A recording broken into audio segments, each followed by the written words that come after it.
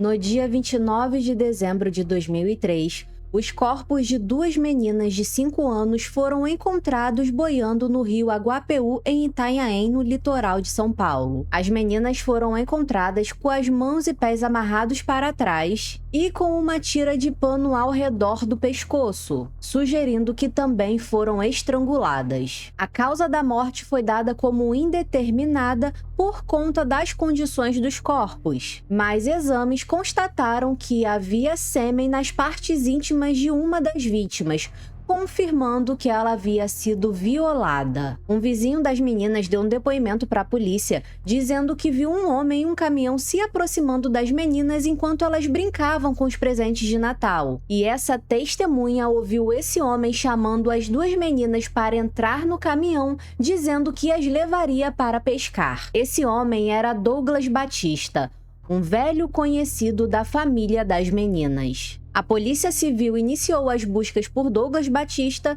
e o suspeito foi capturado e preso.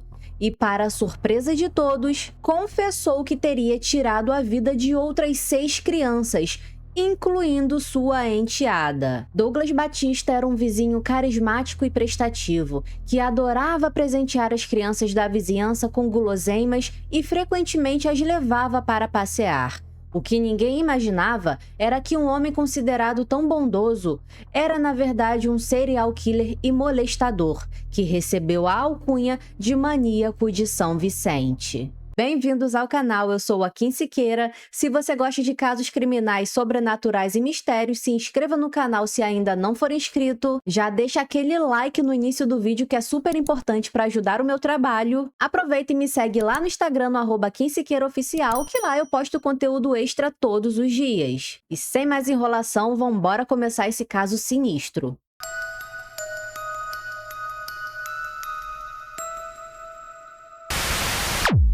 Antes de começarmos o vídeo, é importante destacar que não há muitas informações sobre a vida desse serial killer. E o pouco que sabemos foi informado pela sua irmã em depoimento à polícia. E para facilitar o entendimento, eu vou começar contando a biografia do Douglas e seguindo uma ordem cronológica dos crimes até a sua prisão. Combinado? Então bora começar. Douglas Batista nasceu em 17 de dezembro de 1952.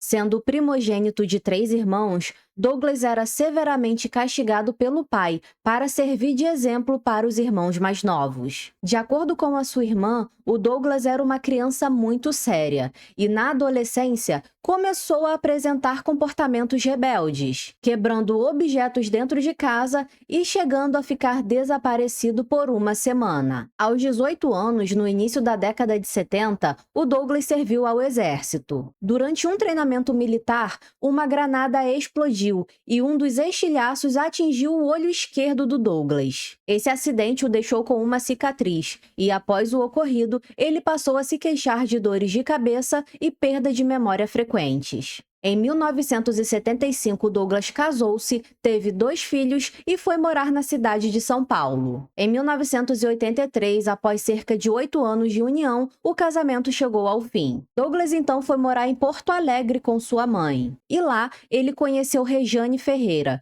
uma mãe de 5 filhos de um relacionamento anterior. No início dos anos 90, Douglas, Rejane e os filhos foram morar em São Vicente, no litoral de São Paulo. Entretanto, Rejane nunca imaginou que no dia 21 de outubro de 1992, a sua filha Vanessa, de 12 anos, seria a primeira vítima de Douglas Batista. Nesse dia, a menina deveria ir para a escola, mas o Douglas a convidou para pescar em um rio no bairro Samaritá, sem que ninguém da família soubesse. Douglas aproveitou que os irmãos da menina estavam na escola e a Rejane no trabalho. A mãe registrou o desaparecimento de Vanessa. Inclusive, o Douglas ajudou nas buscas pela menina. Mas, infelizmente, a verdade sobre o que teria acontecido com a Vanessa só seria revelada mais de 10 anos depois. Rejane e Douglas permaneceram casados por mais alguns anos e ela nunca desconfiou que o Douglas poderia ter algum envolvimento no desaparecimento da filha, já que ele nunca havia demonstrado sinais de que havia algo errado com ele. O Douglas demonstrava ser uma pessoa pessoa normal.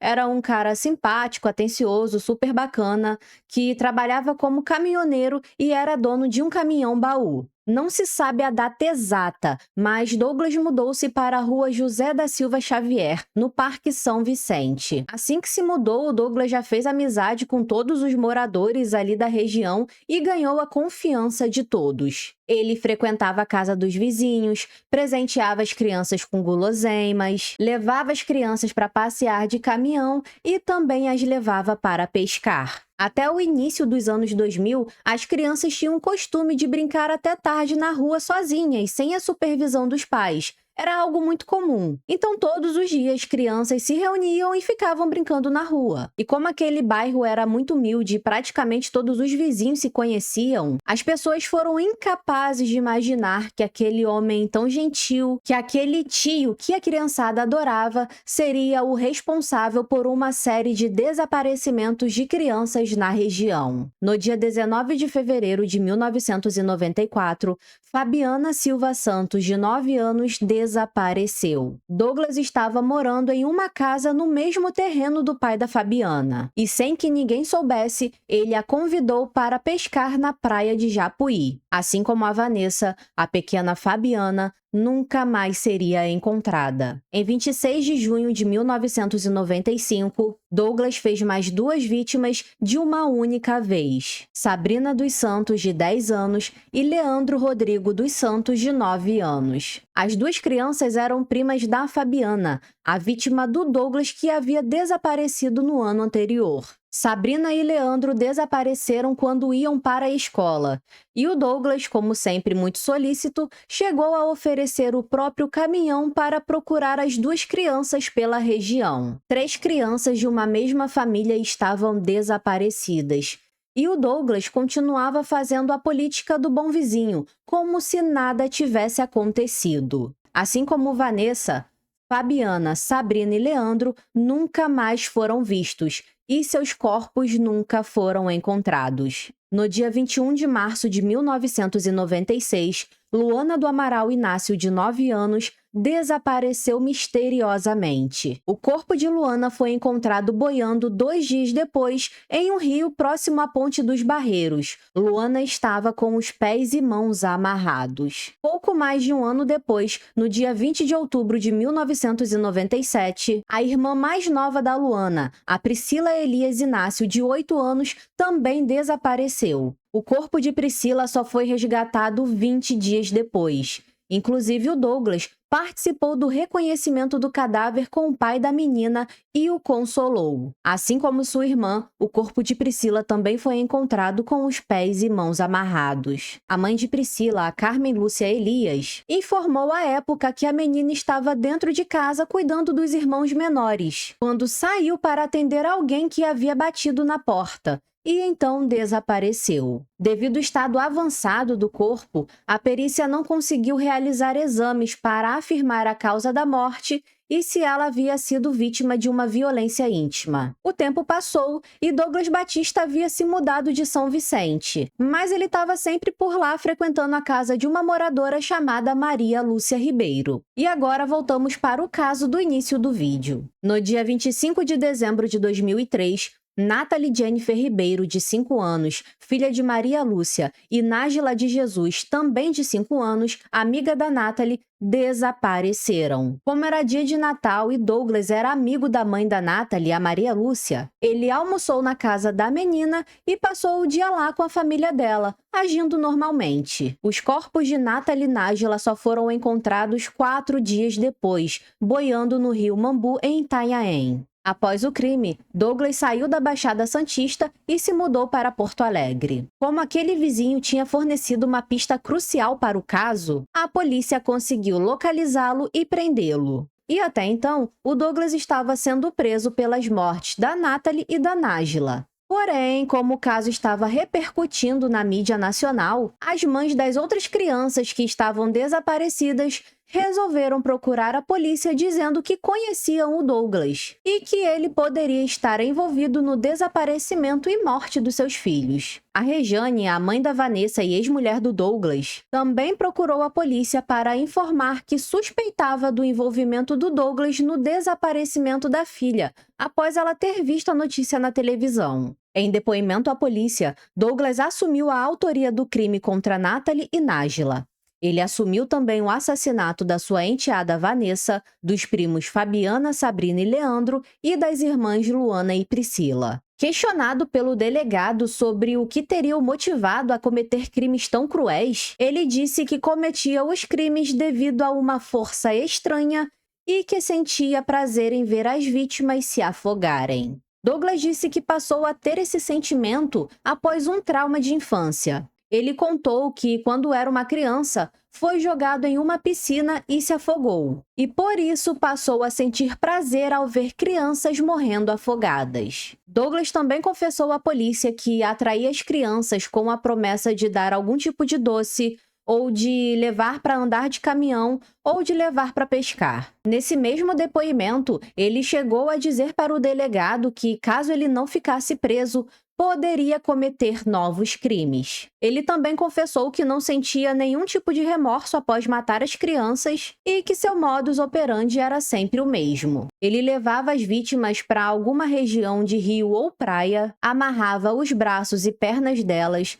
as estrangulava e jogava as crianças na água ainda com vida para vê-las morrerem afogadas. Douglas nunca confessou que violava intimamente suas vítimas. Porém, exames realizados no corpo da Natalie constataram sinais de abuso e sêmen nas partes íntimas da menina. E a polícia acredita que Douglas não confessou esse tipo de crime por saber o que acontece com criminosos sexuais dentro da cadeia. Douglas também levou a polícia em todos os locais onde havia cometido os crimes. E um detalhe curioso que eu percebi durante as pesquisas é que ele só confessou a autoria dos crimes em que a família foi até a delegacia dizer que ele poderia ter algum tipo de envolvimento, no caso, as famílias dessas 8 vítimas. Durante as investigações, a polícia notou que o Douglas não confessou ter cometido crimes nos anos de 1993 e de 1998 até 2002,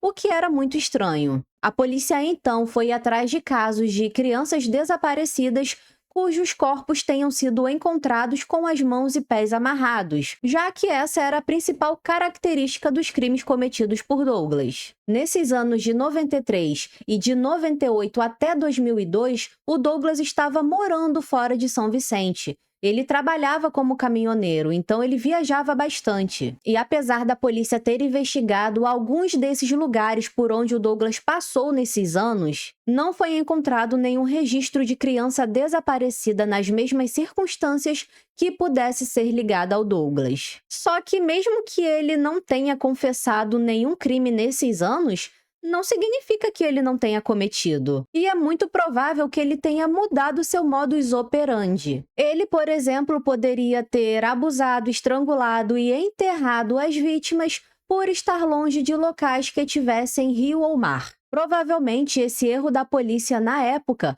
pode ter sido por falta de conhecimento quanto ao modo de agir de um serial killer. Douglas Batista foi preso e encaminhado para a penitenciária de São Vicente. Não é dito exatamente quando nas fontes, mas eu acredito que tenha sido ali nos anos de 2004 e 2005. O Douglas recebeu um alvará de soltura e passou a responder o processo em liberdade. No ano de 2006, Douglas foi considerado impronunciado pela justiça pelos crimes cometidos contra os primos Sabrina e Leandro no ano de 95. Ou seja, a justiça não encontrou provas suficientes para levar o caso a julgamento. Somente em novembro de 2013 que o crime cometido contra Fabiana Silva Santos em 94 foi reconhecido e o Ministério Público de São Paulo condenou Douglas Batista a 18 anos de prisão em regime fechado. Nesse processo específico, ele foi denunciado por homicídio triplamente qualificado por motivo torpe. Lembrando que o corpo da Fabiana nunca foi encontrado. Por conta desse processo,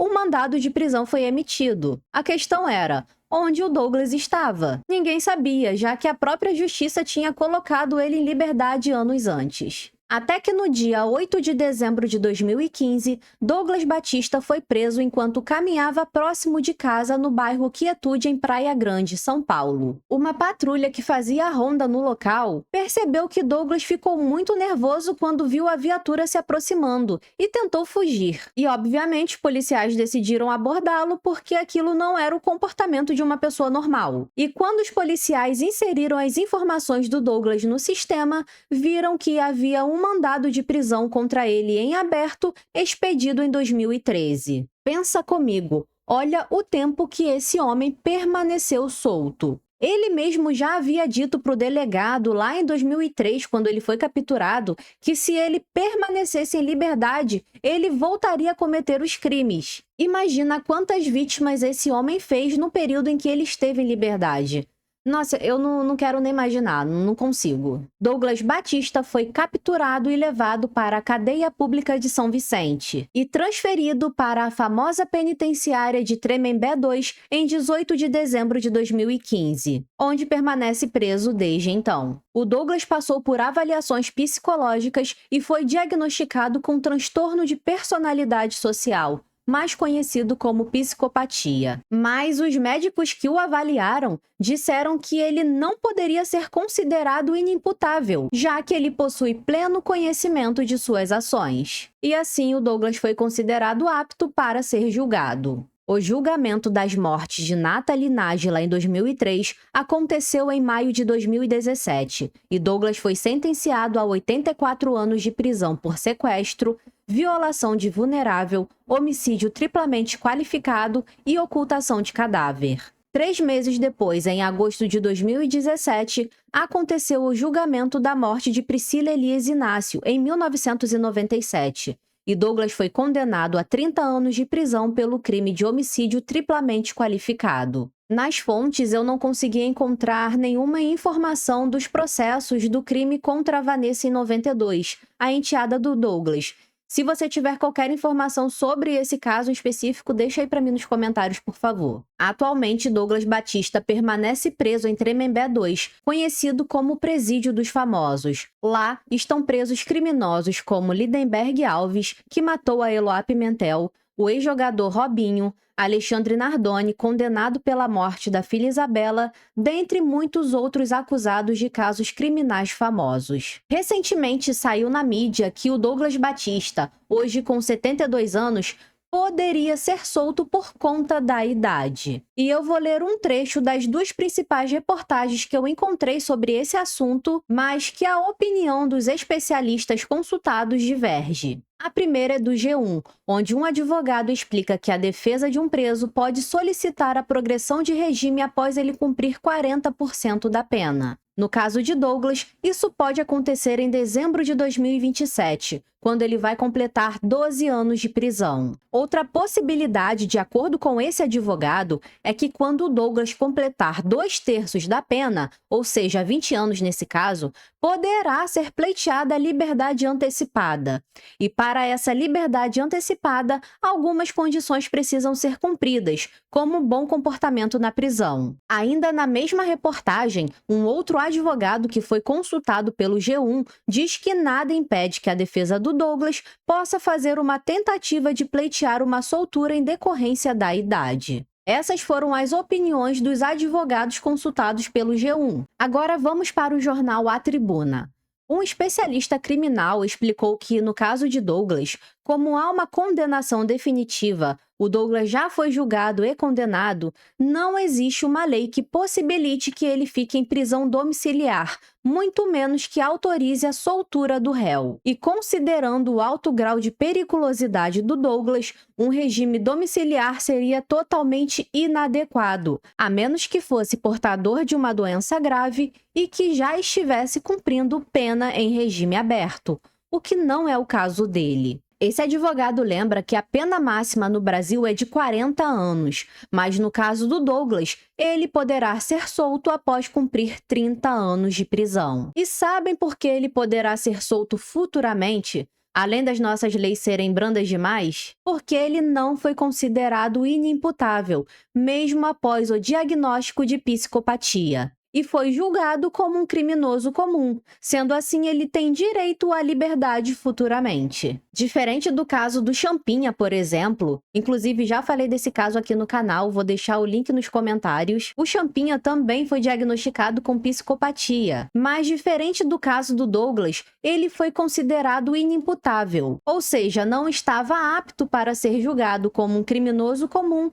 e foi internado em um manicômio judiciário por tempo indeterminado. O mesmo deveria ter ocorrido com o Douglas Batista. Até mesmo porque, lá em 2003, quando ele foi capturado a primeira vez, antes de receber o diagnóstico, ele disse para o delegado que, se permanecesse livre, muito provavelmente voltaria a cometer os crimes. Em uma outra reportagem do jornal A Tribuna, feita em 2011, eles consultaram o renomado psiquiatra forense Dr. Guido Palomba, e o próprio Dr. Guido refutou o laudo médico que deram para o Douglas Batista, dizendo que ele era mentalmente capaz. De acordo com o Dr. Guido, um psicopata pode ter um comportamento absolutamente normal, ter uma vida social como qualquer outra pessoa, mas os crimes cometidos por esses indivíduos demonstram um nível de impulsividade, falta de afetividade e falta de remorso. O Dr. Guido explica que os psicopatas agem como se fossem outras pessoas durante os crimes. E, de fato, era exatamente o que acontecia com Douglas,